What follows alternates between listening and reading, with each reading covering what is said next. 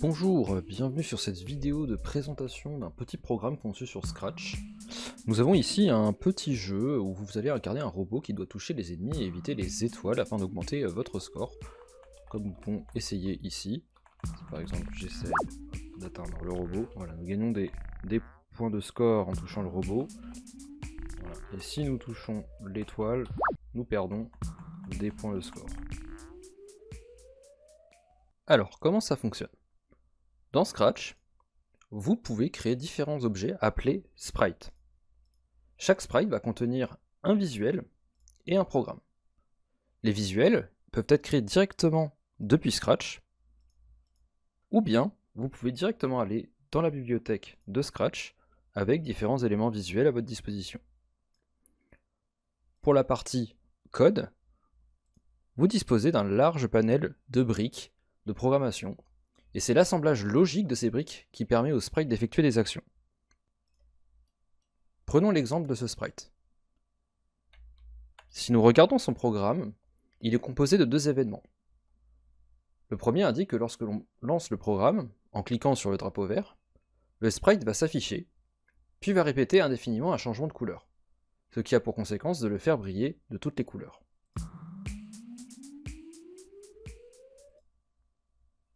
Le deuxième événement indique que lorsque l'on reçoit un signal appelé Game, le sprite va disparaître et donc laisser place au jeu.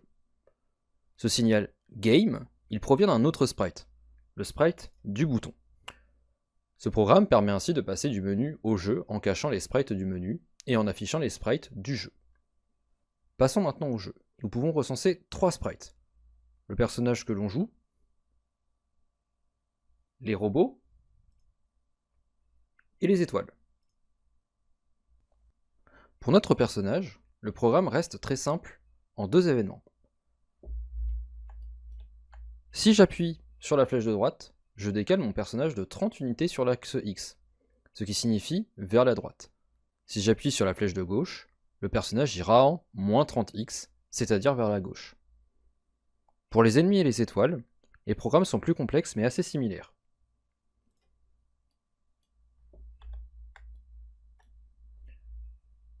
Quand je reçois le signal Game, le personnage s'affiche. Puis, une boucle infinie se lance. Dans cette boucle, l'ennemi va aller en -10 dans l'axe Y, c'est-à-dire vers le bas. On demande ensuite si l'ennemi a touché le sprite du sol. Si c'est le cas, l'ennemi est renvoyé plus haut avec une position aléatoire vers la gauche ou vers la droite. Cependant, s'il touche notre personnage, alors non seulement il est renvoyé en haut, mais en plus, notre score augmente de 5 points, et un bruitage est joué pour indiquer que l'ennemi a été touché. Pour l'étoile, le code est identique, à l'exception où le score va diminuer, pour indiquer qu'il ne faut pas le toucher. Et ainsi, une fois que l'ensemble des sprites ont été conçus visuellement et le code a été ajouté, on peut lancer le programme avec le drapeau vert, ce qui nous permet donc d'obtenir le robot multicolore, le bouton où l'on peut cliquer dessus, et le jeu qui se lance, avec les différents éléments qui vont pouvoir rajouter ou enlever du score.